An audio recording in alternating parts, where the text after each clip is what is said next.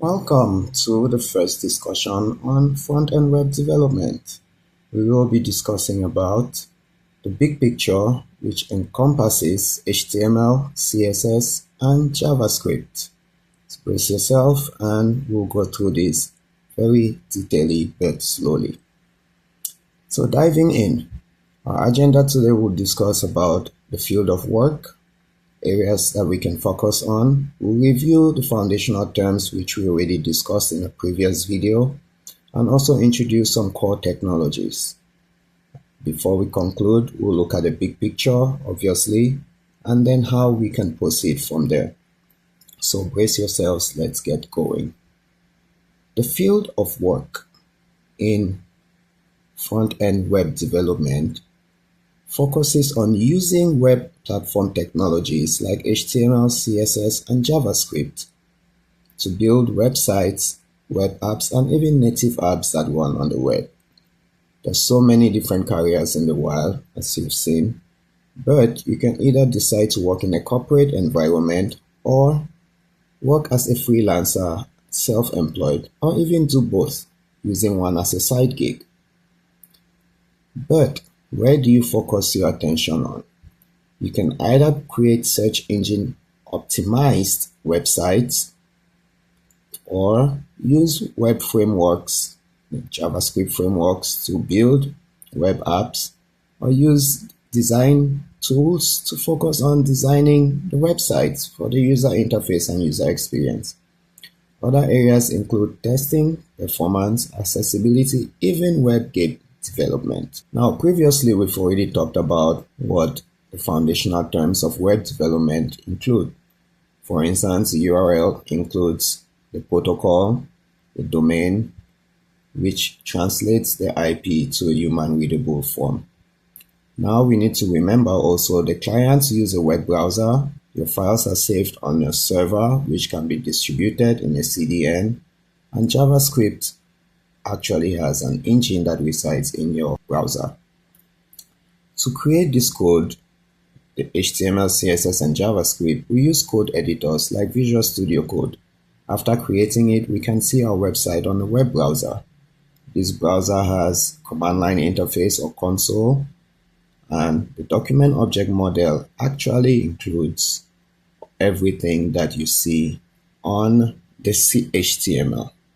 Carrying on from there, the big picture actually entails us understanding that HTML creates a content like a skeleton, CSS puts some style on the content like an outfit, while JavaScript actually makes it interactive, puts some kind of a behavior on there.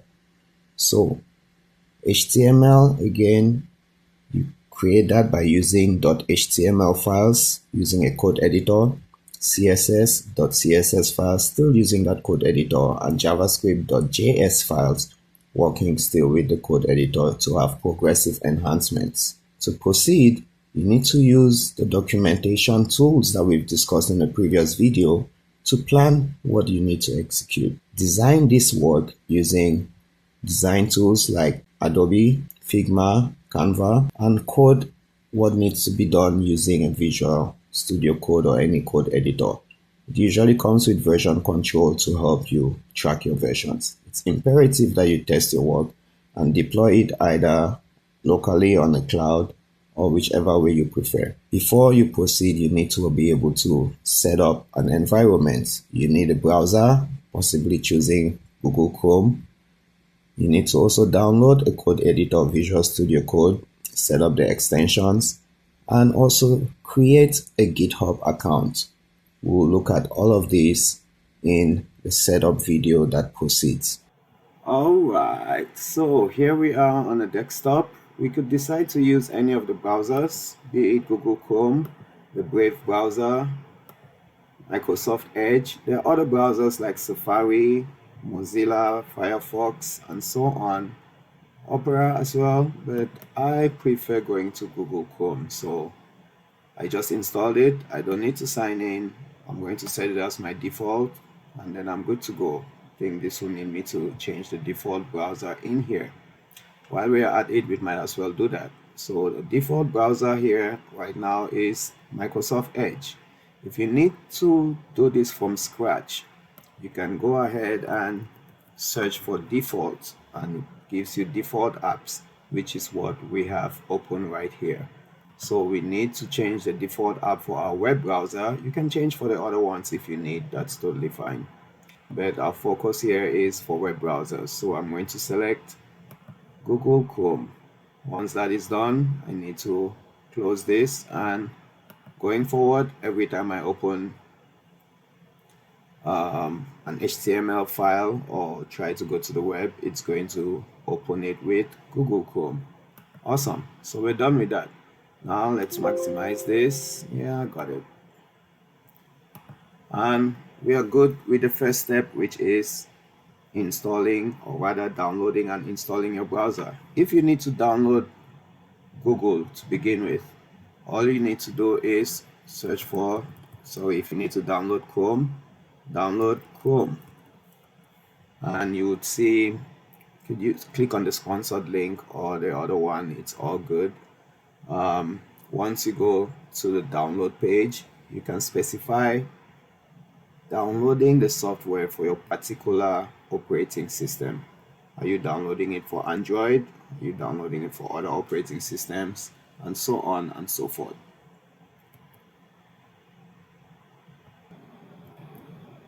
Okay, so this is the home page for Google Chrome. Once you get on there, you cannot miss the download button, but we already have Chrome. It's actually running, so we're good to go with that. Let's close that and move on to the next tab.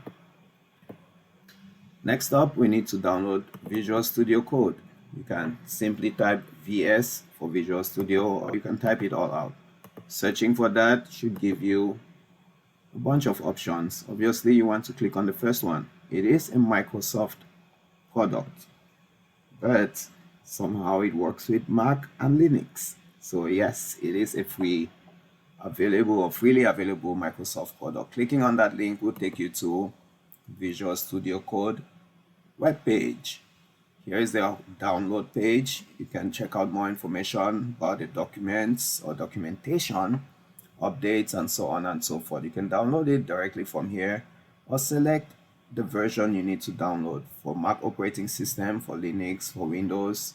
If you need an installer, a zip file to use in another computer, and so on and so forth. All right, so we'll go ahead and just click on the Windows button and download it. Once it's downloaded completely, you should be able to see at the top right, depending on the browser you're using, it's going to show you the progress, how long it will take. This will take me less than 10 minutes to download, depending on your internet speed. Once it's done, follow the instructions, install it, and you're good to go.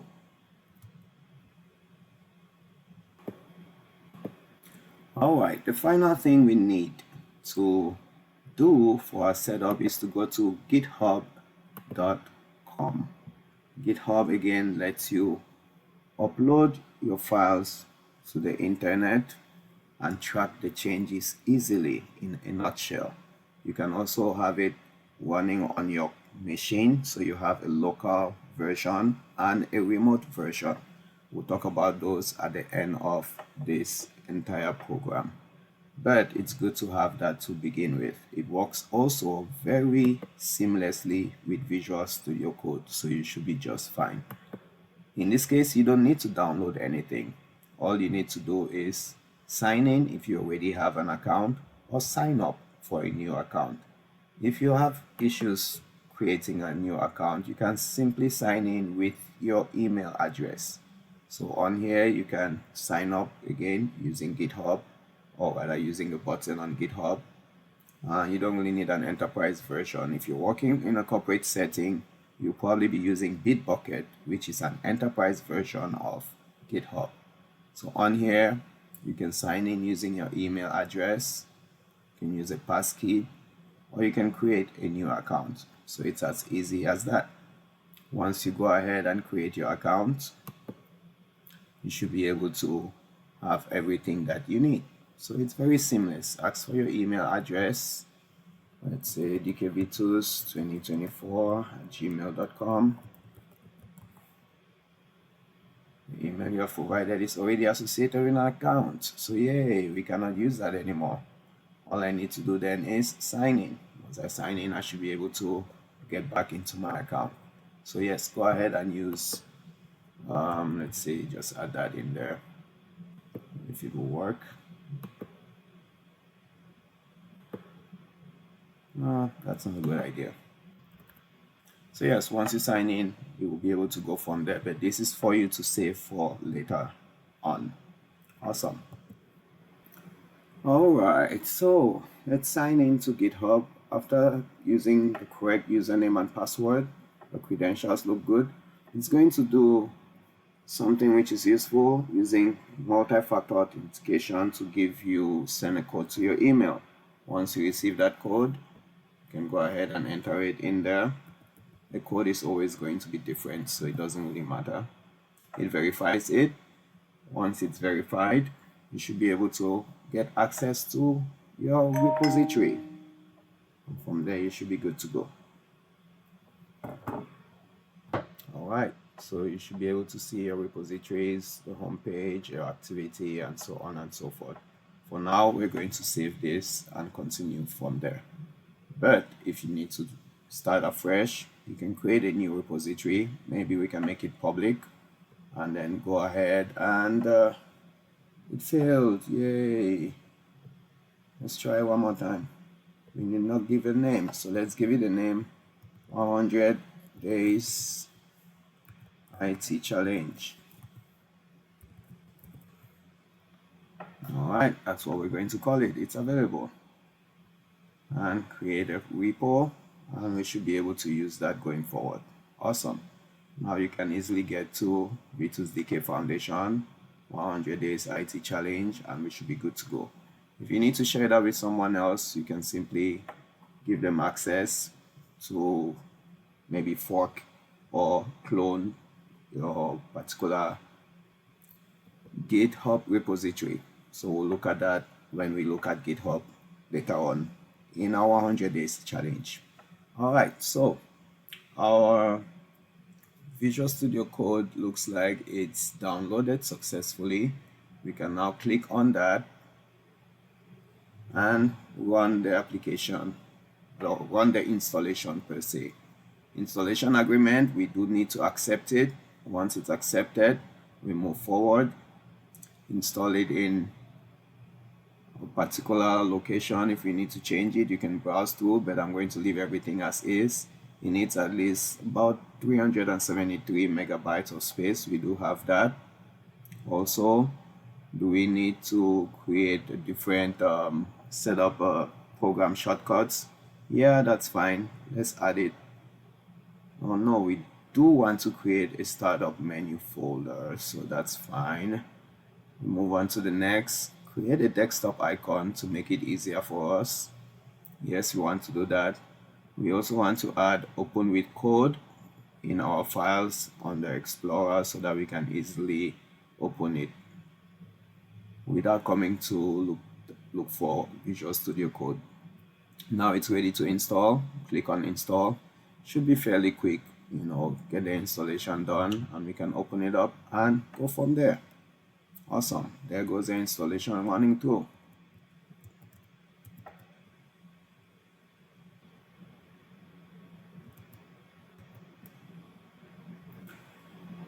And we're almost done with the installation. For now, we should be able to proceed from there. Awesome. Now we want to launch Visual Studio Code and see what it looks like. Open it up and finished. Let's maximize this so that it's easy for us to focus on that. So obviously, you're welcomed with the welcome page. You're going to have multiple tabs at the top depending on what you're working with. You can easily start by setting up the themes. Maybe you want a dark theme or a bright theme or a modern dark theme. Let's keep it at that. You can also set up different languages. Obviously, Visual Studio Code is good because you can use any of these programming languages. We're going to start with HTML and CSS, so we are totally fine. You can also work with JavaScript and so on and so forth. So we don't want to browse the extensions yet. We'll look at that later on. Extensions are going to help you use Visual Studio in a more powerful or extend its features. You can also get extensions directly from here, which we'll look at later on.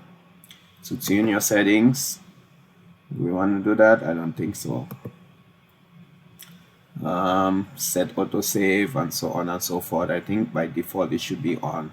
But let's open the settings and check it out. So autosave is off. We want to set a delay.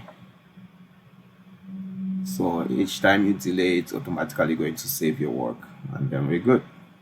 Now syncing across devices, yeah, we don't need to worry about the rest of those. Opening up your code and so on and so forth. Everything looks good. If you need, you can watch the tutorials. They have some great tutorials. I think that's going to be useful for you, but feel free to do that. Now we're all done, and I can close this tab. From here, you can create a new file, open an existing file, open a folder so you can see all the files in there, or connect to possibly what we just looked at, the remote development workspace like GitHub. So we don't need to do that yet. We're going to get to that later on. But this is what Visual Studio Code looks like. If you want to expand the sidebar, you can click on it. First, you have the Explorer, which you can explore through the files in your folder. We haven't created any folders yet. Next, we have the search. You can search files. We don't have any files open here, so we don't need anything to search. This icon looks very similar to what we see, not in here, but it is actually representing version control or source control. So here you can install Git for Windows and then synchronize with GitHub, and you should be good to go. We'll get to that again. This just makes sure you check for bugs, you run your code and debug it. We haven't written any code yet. And extensions, we are going to look at those shortly once we start writing our code. And that's about it. Also, you can look at your accounts if you're going to create an account on the cloud or synchronize with a remote account at work and so on and so forth, or even GitHub accounts. And your settings are right here for you to modify and play with. Always make sure you check for updates, security reasons, and other features. Very useful. If you don't like the theme, you need to still change it. You can come back in here and change your theme. You know, there are so many different themes out there you can change. It's up to you, you know, keeping it simple or whichever format you like. So use a up and down arrow on your keyboard to browse through them, and you can pick one from there. But we want to stay with our modern dark theme for now. All right, so there are a bunch of extensions, as you can see, that you can pick from. We are not working with Python yet, but you have Python extensions. You have Live Server, which we're eventually going to work on. Prettier, those are all different extensions that we'll look at once we start talking about HTML. All right, so that's enough for getting you all set up. You do have your web browser. You also do have your Visual Studio Code. We're going to get our extensions later on. And we have GitHub account ready for us to be able to start pushing our code to the cloud and saving it online in case our laptop burns down or something crazy happens if it gets stolen. All right, so that's it for the setup, and we'll carry on from there. Catch you on the next video.